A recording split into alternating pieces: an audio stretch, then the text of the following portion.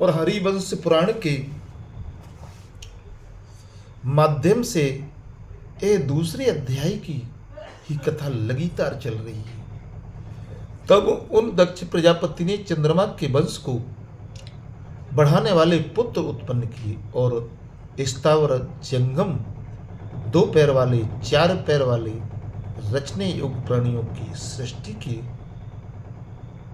लिए मन में विचार कर पीछे स्त्रियों की भी रचना की। प्रभु दक्ष ने उनमें से 10 कन्याएं धर्म को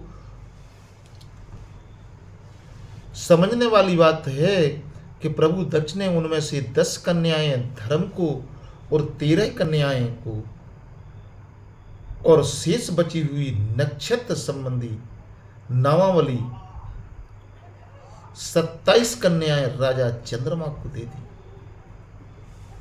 और उन कन्याओं से देवता, पक्षी, सर्प, गौएं और दैत्य, दानव, गंधर्व, अप्सराएं तथा अन्य जातियों के प्राणी उत्पन्न हुए। और राजेंद्र, तभी से प्रजाएं मैथुन द्वारा उत्पन्न होने लगी। इससे पहले प्राणियों की उत्पत्ति संकल्प दर्शन और स्पर्श से होती थी। ऐसा कहा जाता है कि जन्मेजय ने कहा कि मुने, अपने पहले भी देवता, दानव, गंधर्व, सर्प और राक्षस तथा महात्मा दक्ष की उत्पत्ति का वर्णन किया। निष्पात महर्षि वहां आपने कहा कि ब्रह्मा जी के दाहिने अंगूठे से दक्ष प्रजापति उत्पन्न हुए। ये यहाँ पर शंका हो रही है, तो इस शंका के निवारण के लिए कहते हुए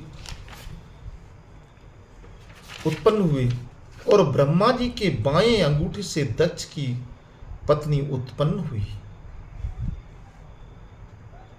वे महातपस्वी दक्ष फिर प्रचेताओं के पुत्र कैसे हुए और चंद्रमा के नाती दक्ष फिर उनके ससुर कैसे हुए।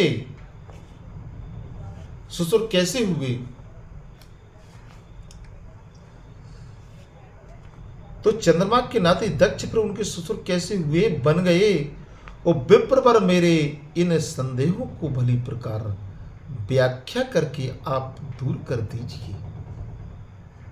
तो फिर वैशंपायन जी ने कहा है कि पृथ्वीनाथ, जन्म और मृत्यु ये समस्त प्राणियों के लिए नित्य स्वाभाविक है। इस विषय में ऋषियों को कभी मोह नहीं होता। जो विद्वान पुरुष हैं वे भी इस विषय में मोहित नहीं होते। और नरेश्वर, ये दक्ष आदि सब लोग प्रत्येक युग में उत्पन्न होते हैं और मरते रहते हैं। अतः विद्वान पुरुष इस विषय में मोह को नहीं प्राप्त होते। और राजन, पहले इनमें ज्येष्ठता और कनिष्ठता का अर्थात तो पहले पीछे उत्पन्न होने का कोई विचार नहीं था। तब ही इनकी दृष्टि में वरिष्ठता और प्रभाव ही उनमें संबंध होने का कारण होता था।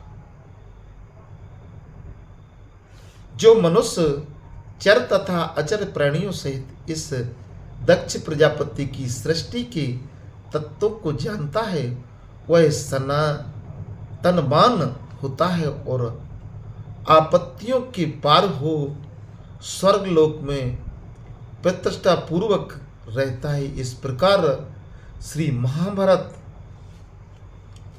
खिलभाग हरिवंश के अंतर्गत हरिवंश पर्व में प्रजा सर्ग के प्रसंग में दक्ष की उत्पत्ति का वर्णन विषयक दूसरा अध्याय पूरा हुआ।